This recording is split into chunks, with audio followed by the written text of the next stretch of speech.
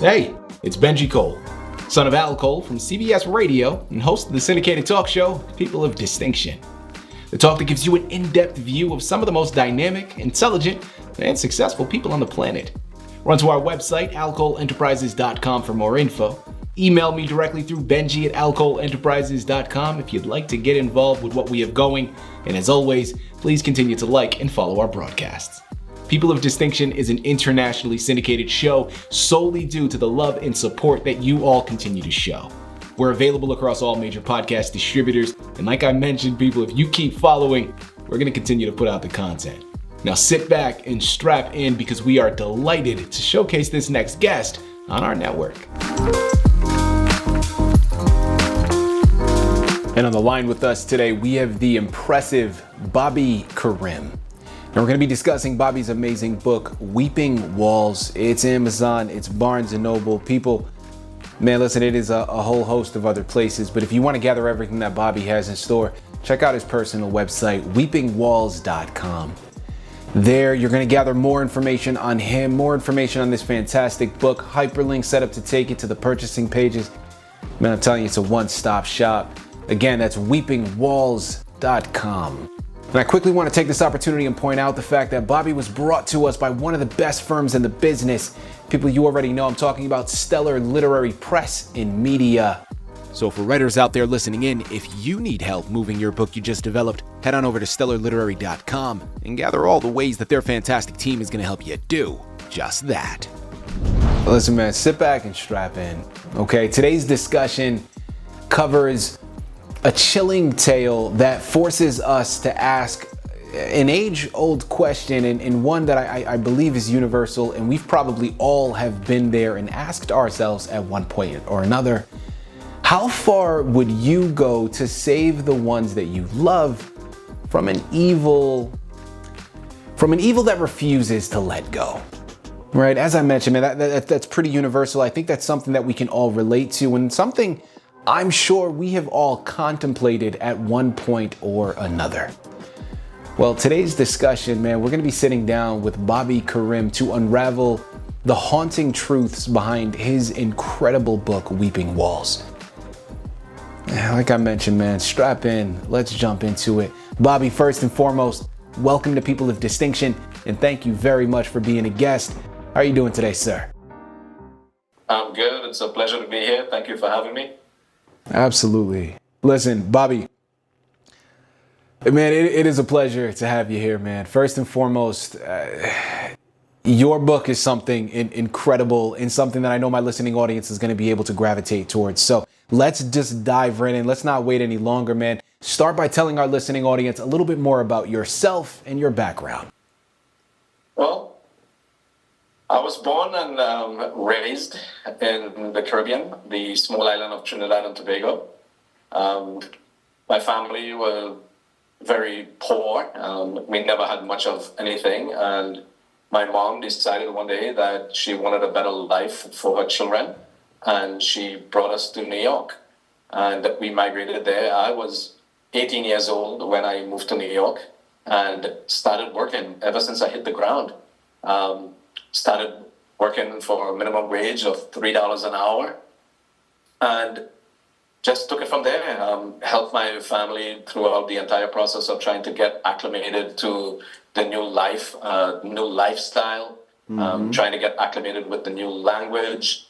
And ever since that, I never looked back. It was always a matter of trying to make something of myself, trying to be better at everything, trying to become someone, trying to be noticed, trying to become a part of society, of the American society. And I think I've done well regarding that. I know I still speak with an accent, but... Man, listen, ain't nothing wrong with having an accent, brother. If you ask me, I think it's something to be celebrated, okay? No, listen. Bobby, without further ado, let's jump right in. Tell us a little bit more about your book, Weeping Walls. Okay. Well, my brother-in-law, it's a kind of funny story of how the book came about. My brother-in-law, which is my sister's husband, he when we hang out together, he always tells me, he say, Bob, you've lived a very interesting life, and he's like, there's so many things that happened to you, and you've been through so much. Why don't you just write a book? So every time we get together, he always told me, he's like, you should write a book, you should write a book, you should write a book.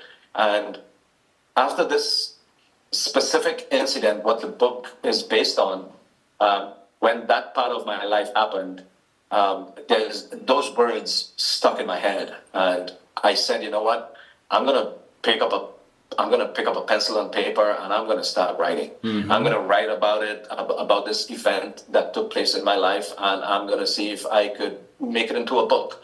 And I just started writing. I started writing day in, day out. The night I started writing, and it was so it was so interesting to me that whenever I read the words that I wrote, I just found it more and more interesting and realized what I was capable of. And I just started writing about the actual events that took place, and just let it happen. Stephen King is one of my favorite writers of all time, because the way he brings his story to life, the way he writes about the intricacies of every single little detail of an actual event. And I read quite a few of his books, just so in that way I could get an idea of his narrative and how he writes and things like that. And I incorporated many of his thoughts and feelings into aspects of my book. And when I was finished writing it, the purpose of the book was not for fame or for glory, or it had nothing to do with monetary adventures, anything like that. I just wanted the story to get out there. I wanted I wanted the people to know what transpires, what took place, and what they could look for if something like that should ever happen to them. Maybe offer some advice through my eyes, to see what I saw, to react the way I did, and to seek help the way I did. And that's what basically got me into this book. And I've read my own book several times just because that story and what happened, it reminds me of what was, and how I'm here and why I'm here. And it's just a beautiful thing knowing that the completed version of the story is so true to the facts. It's so true to the actual events that what took place. Bobby, I'm intrigued by your title, man. Weeping Walls. It's a haunting title, right? Because of what it can symbolize. And beyond the literal, I'm curious to know, when you were creating this book and deciding on the title, what did the walls symbolize in the story? Was it constraints? Was it secrets? Was it the fragility of this family's foundation? Talk to us a little bit more about that title and why you chose it to be the representation for your book. Well, that's a very, very good question. After writing the book, I was trying to come up with a name for it. I came up with so many different versions of different names, trying to put a name to the story, so people will understand the story. And it's so ironic that Weeping Walls, when you actually get into the story itself, you'll understand that Weeping Walls it's an actual event in the book. It's an actual event that took me through the most difficult times of that book. It wasn't something that was made up.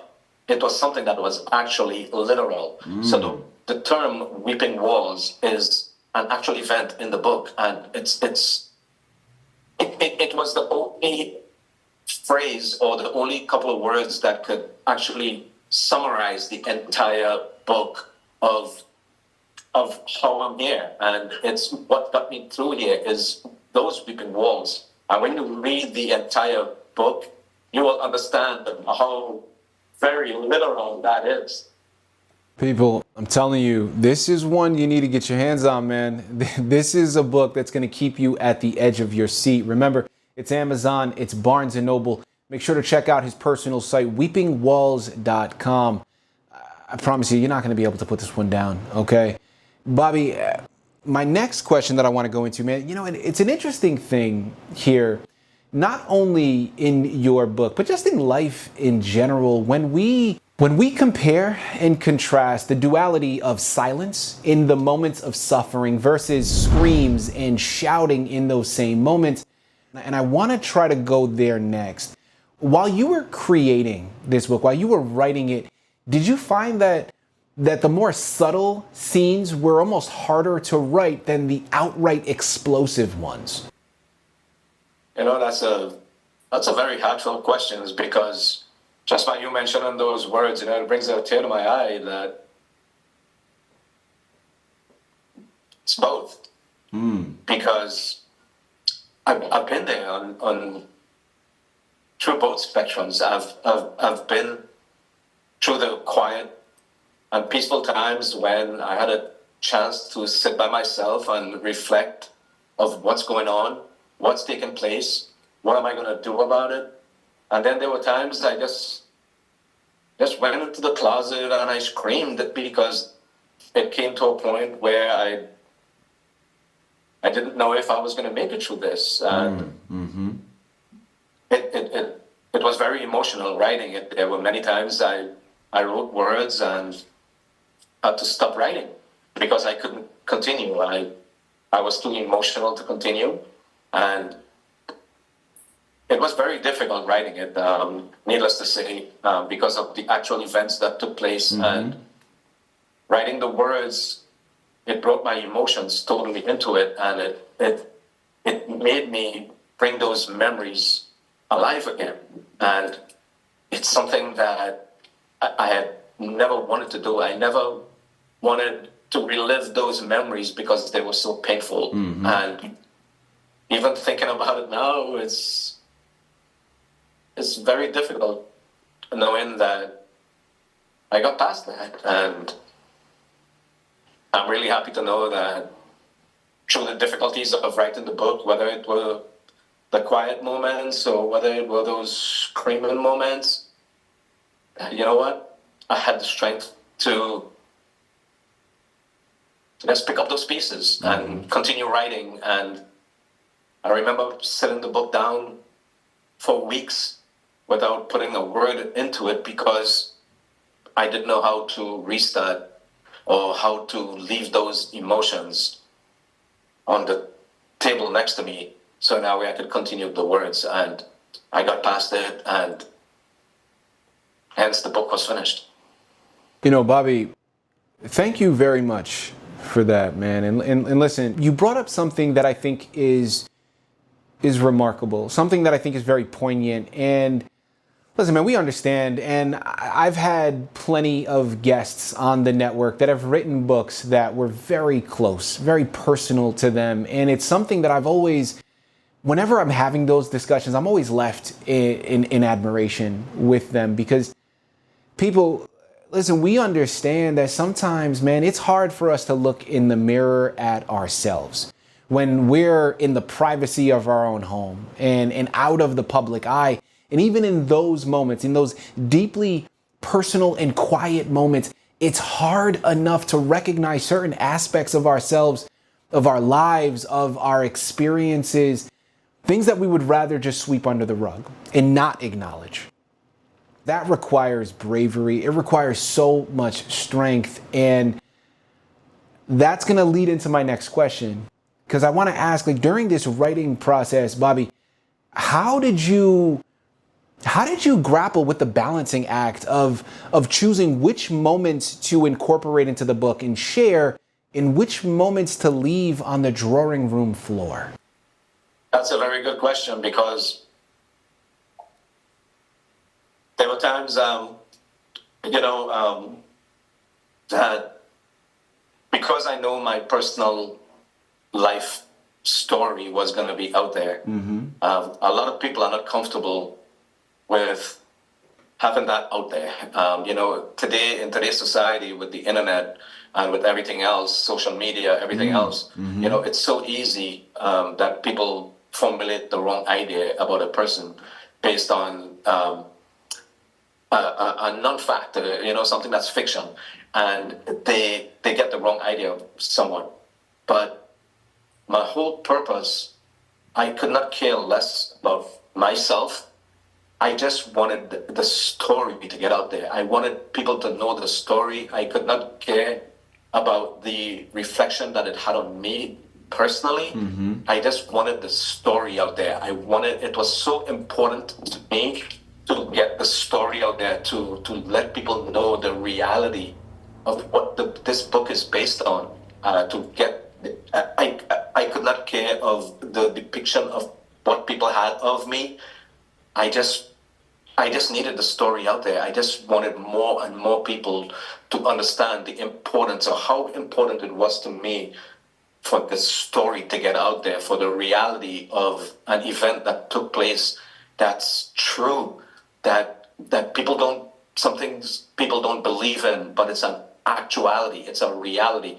So I could not care less what people think of me during the process. I just wanted the story out there. And if I could get that story out there and people understand the importance of that story, well, I don't care what they think of me, honestly. Final question here for you, Bobby. After your readers survive this book, and I use that term specifically, surviving this book, because that is exactly what it's going to. Once they embark upon that journey with you and they get to its completion, they are indeed, in fact, going to be surviving this story. Well, what's one thing that you hope stays with your readers long after they finish reading it? Family is the most important thing in life, okay? There's not much words to it. It's a very simple thing, but family is the most important thing there is in life, and don't ever give up on family, because family are the ones that could make you, they could break you, but they're the first ones that comes running when there's a tragedy, or when there's anything that happens to any individual. Your mom, your dad, your sisters, your brothers. I would say family, man. I want people to understand that there's nothing as powerful as the bond of a family. I love that. Bobby, I love that, man. And listen, people, he mentioned the fact that it's something very simple, and it is actually simple on the surface, but something that is massively profound. Listen, when we're talking about our support systems, and whether that support system for you happens to be friends, actual family members, significant others, those individuals that you can rely upon, you can share the workload with, that village is massively important for our entire lives, regardless of what it is that we're going through. So, Bobby, that is something that is powerful, man, and something that I know my listening audience can get behind as well. And people, this is why, man, you got to pick up your copies, all right? This book is going to help so much. It's going to help open your eyes to a lot. When you pick up your copies, man, you're sitting down. Just remember, get ready to embark upon a roller coaster. And not only a roller coaster in terms of the journey that you're going to embark upon, but a roller coaster of emotions. Man, have that tissue box next to you. You just might be shedding a tear, and it's beautiful in its expression. So remember, it's Amazon, it's Barnes & Noble, it's a lot of other places. Also, remember to check out his personal website, weepingwalls.com. It's been there on the screen this entire time. There's no excuse for it. You know where to go. Head on over there, pick up your copies today. Bobby, this has been an absolute pleasure. Man, I really do mean that. Such an honor. Thank you once again for being a guest on People of Distinction. Thank you, Benji Cool, for having me.